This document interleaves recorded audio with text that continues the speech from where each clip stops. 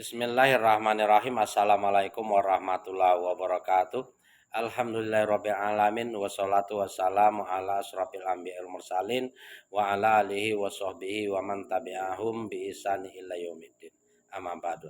Sahabat seiman yang dimuliakan Allah Subhanahu wa taala dimanapun kita berada, tiada henti-hentinya kita selalu bersyukur kepada Allah Subhanahu wa taala atas limpahan rahmat, taufik dan hidayahnya, uh, sehingga kita masih dapat menikmati karunia-Nya yang tak ternilai, diantaranya nikmat Islam dan iman.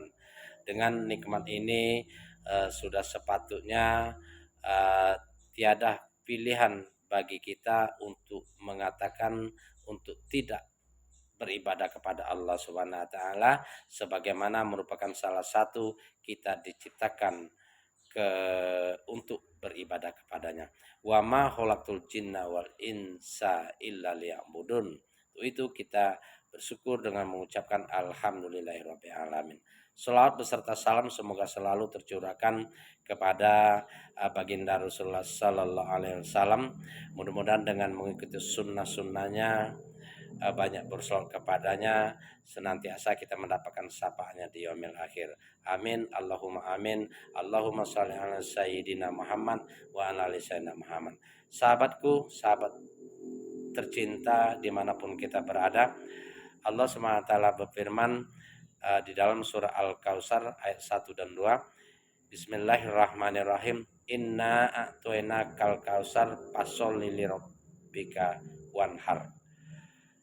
Sungguh telah banyak nikmat yang kami anugerahkan, kata Allah, yang dilimpahkan kepada kita semua manusia. Untuk itu, kata Allah, dirikanlah sholat, berkorbanlah hanya karena Allah semata. Artinya apa? Sebagai rasa syukur dan ketaatan kita kepada Allah Subhanahu wa taala, kita wajib hukumnya untuk mendirikan sholat dan berkorban hanya karena Allah semata, bukan karena ingin dipuji, karena ingin disanjung, karena ingin dikenal, karena ingin viral, karena ingin dihargai, karena ingin dipandang dermawan dan lain sebagainya, karena ingin dipandang alim. Ya, sesungguhnya jadikanlah sholat hidup dan mati dunia kita itu hanya semata untuk Allah Subhanahu wa taala. Inna sholati wa nusuki wa mahyaya wa mamati lillahi rabbil alamin. Hanya itu niat di hati kita manakala kita mendirikan sholat, berderma, berkorban. Sehubungan dengan ini momen-momennya hari raya Idul Adha, hari raya berkorban, di mana bagi yang mampu menyembelih sapi ataupun kambing dengan tujuan ibadah kepada Allah Subhanahu wa taala. Namun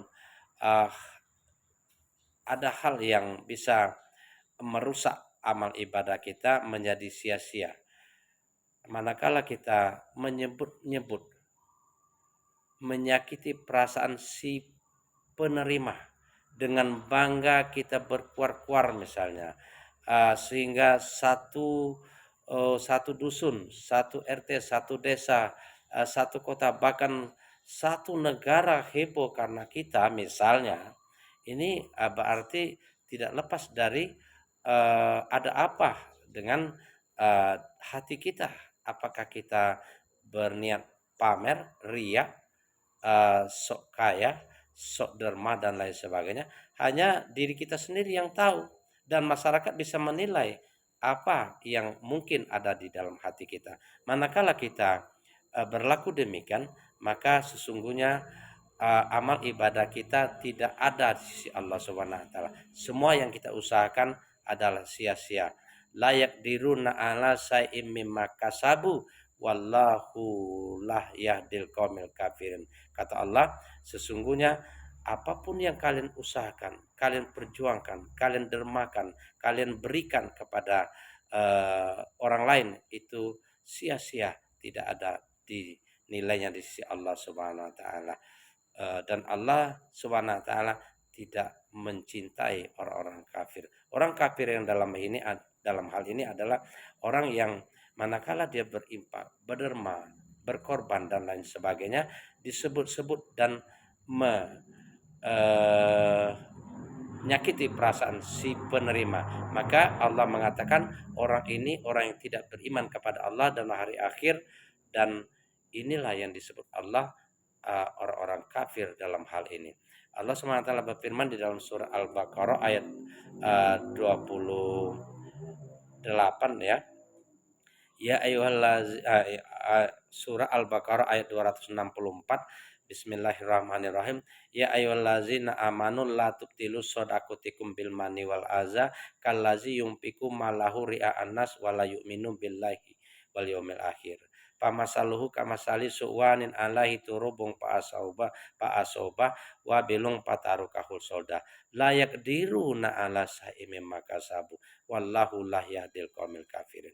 Ini surat Al-Baqarah ayat 264 yang menjelaskan bahwa kita perlu hati-hati di dalam berinfak, berderma, berkorban, memberi bantuan kepada orang lain ataupun melakukan amal-amal ibadah untuk tidak menyebut-nyebut, untuk tidak menyakiti hati si penerima.